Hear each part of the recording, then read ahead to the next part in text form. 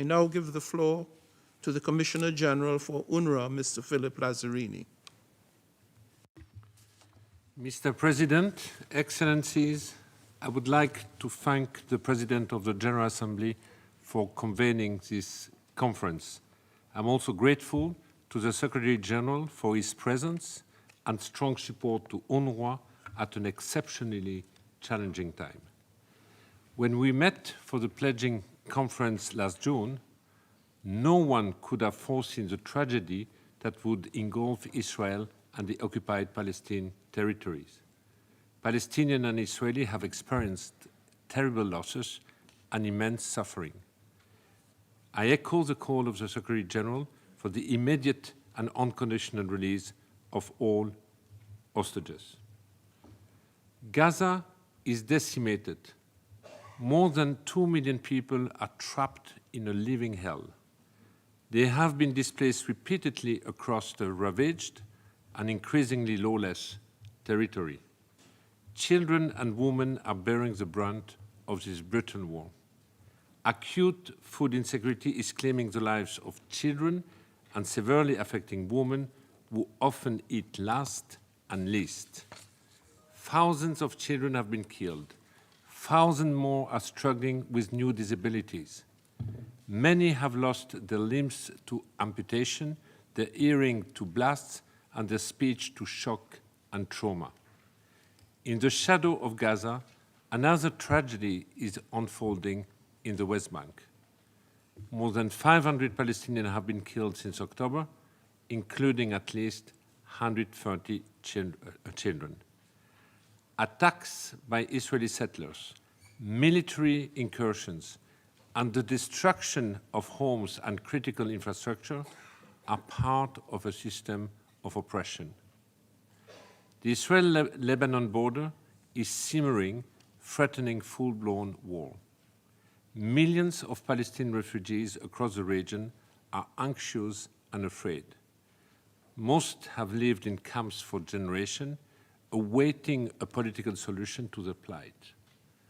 Palestinians are witnessing today the greatest tragedy since 1948. And as they have done for 75 years, they are looking to UNRWA for help. Mr. President, for decades the agency has been a force for stability across the region. It is a driver of human development for Palestinian refugees, providing public-like services such as education and healthcare. Today, however, UNRWA is staggering under the weight of relentless attacks. In Gaza, the agency has paid a terrible price. 195 of our colleagues have been killed. Nearly 190 installations have been damaged or destroyed, killing more than 500 people seeking United Nations protection. UNRWA personnel detained by the Israeli forces have reported mistreatment and torture. Our premises have been used for military purposes by Palestinian armed groups, including Hamas and the Israeli forces. Our convoys have come under attack despite coordinating movement. In the West Bank, UNRWA's operational space is shrinking. Arbitrary measures imposed by Israel severely restrict the presence and movement of our staff. Violent protests outside our premises in East Jerusalem culminated in arson attacks.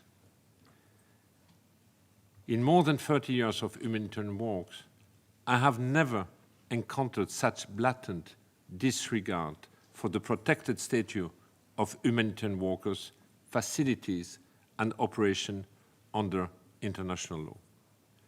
Turning a blind eye to this attack sets a dangerous precedent, undermining respect for the rules-based international order in other conflicts. Excellencies, efforts are on the way to dismantle UNRWA and change the established political parameters for peace in the occupied Palestinian territory. This includes fierce attacks on social media and legislative proposal to evict the agency from its premises in East Jerusalem and to label it as a terrorist organization. UNRWA is targeted because of its role in safeguarding the right of Palestinian refugees and because it embodies an international commitment to a political solution. Failing to push back will leave other UN entities and international organizations exposed to similar attack. Mr. President, amid these extraordinary challenges, I received serious allegations that UNRWA personnel in Gaza were involved in the horrific attacks of October 7. If proved true, this would constitute an appalling betrayal of Palestinian refugees and UNRWA. But the United Nations took firm and immediate action. I terminated the appointment of the accused individuals. The Office of Internal Oversight Services, OIOS, opened an investigation, and the Secretary General launched an independent review of how UNRWA upholds neutrality in its work. The OIOS investigation into allegations against individuals is ongoing.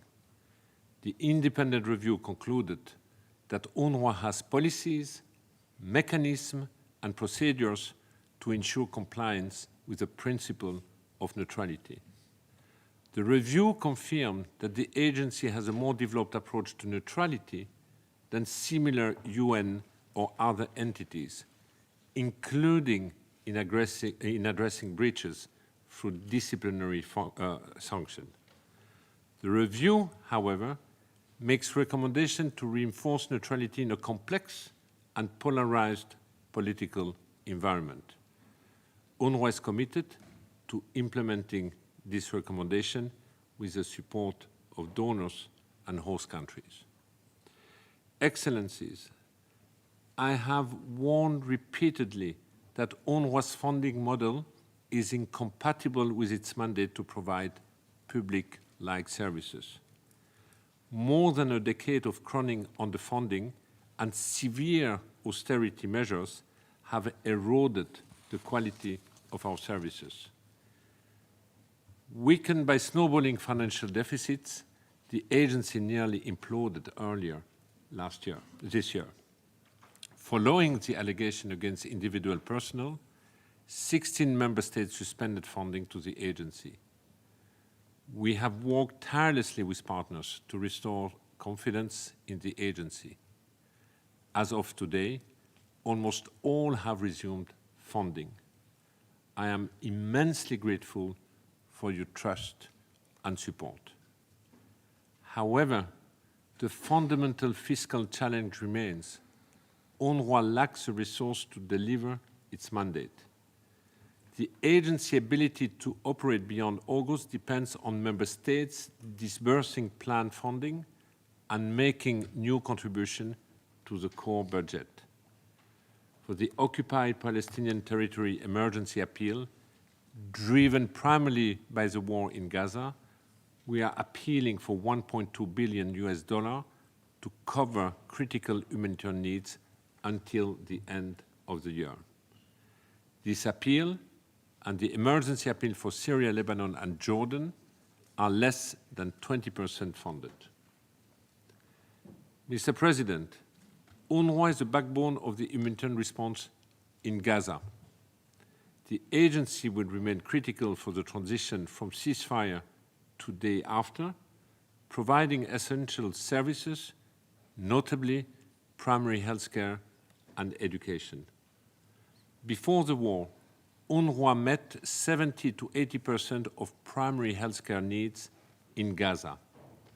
Our extensive network and relationship of trust with the community allow us to rapidly introduce and scale up critical services such as mental health and trauma care. Education is also a priority in Gaza, where every second person is a child. Palestinians value education highly. It has been the only investment from which they could not be dispossessed.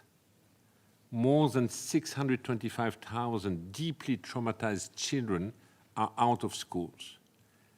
half went to UNRWA schools before the war. Today, they spend the day scavenging in the rubble and waiting to collect water in blistering heat. They are at risk of violence and exploitation, including recruitment by armed groups.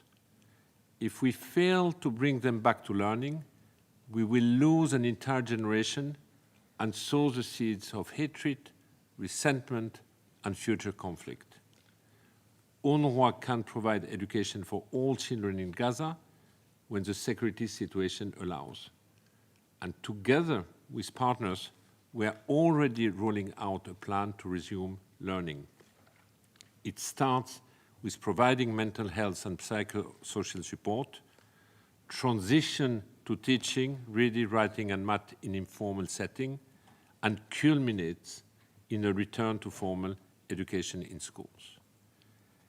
Excellencies, UNRWA was created 75 years ago as a temporary agency pending a political answer to the question of Palestine. The agency exists today because a political solution does not. It exists in lieu of a state that can deliver critical public services. If the international community commits to a political solution, UNRWA can resume its intended role supporting a time-bound transition, delivering education, primary health, and social support. Let me conclude with 3 requests. First, I urge you to safeguard UNRWA now and within the framework of a transition. And here I would like to thank the 118 member states who have signed up on the shared commitment to support the agency, as it was shown this morning. The notion that the agency can be dismantled without triggering the collapse of the humanitarian response in Gaza and causing chaos in other areas of operation is naive at best. UNRWA must continue providing services until a political solution is at hand. Second, we must scale up and enhance service delivery to Palestinian refugees. In Gaza, we need an immediate ceasefire and safe, unfettered access to delivery aid at scale. We also need strong partnership that complement and preserve UNRWA's mandate. The mandate must be matched by adequate, predictable, and flexible funding from member states. Finally, I seek your support to implement the recommendation of the independent review on neutrality. Upholding neutrality is a shared responsibility.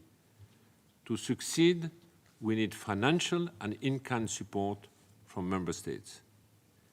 In closing, I must reiterate that the world has changed drastically since we last met. UNRWA is under greater pressure than ever before. If we maintain the status quo, the agency will crumble and millions of children, women, and men will pay a heavy price. Thank you, Mr. President. There's a video. That's a video. Is it ready? Yes.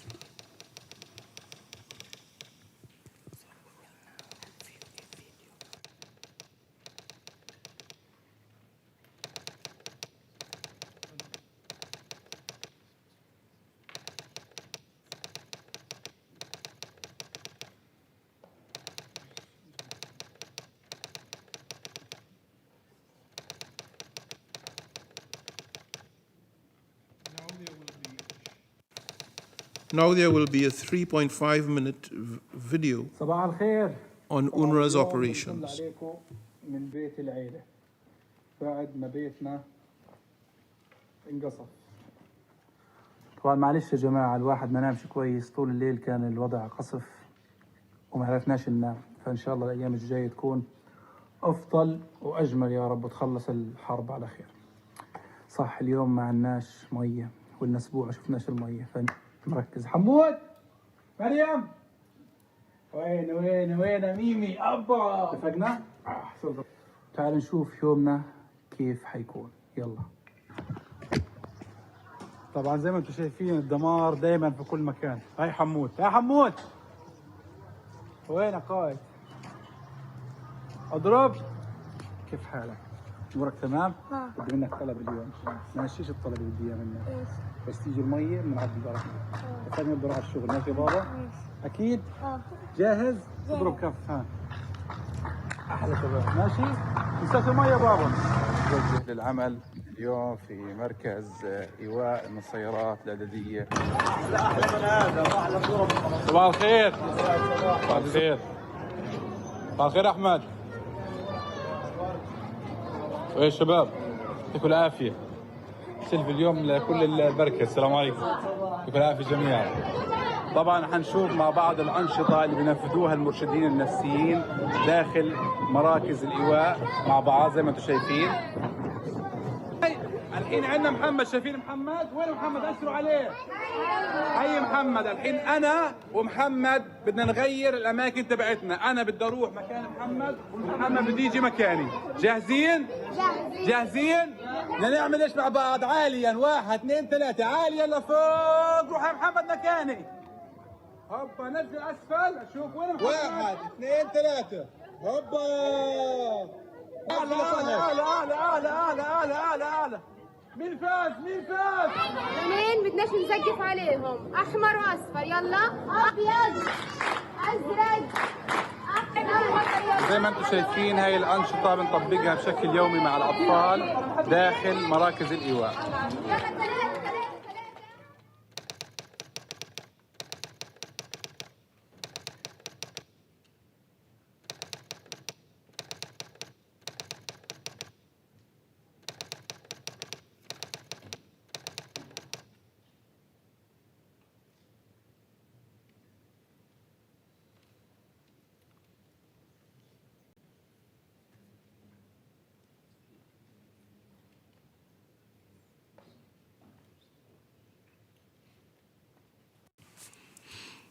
I should like to thank the Commissioner General of UNRWA for his statement and for the video just shown.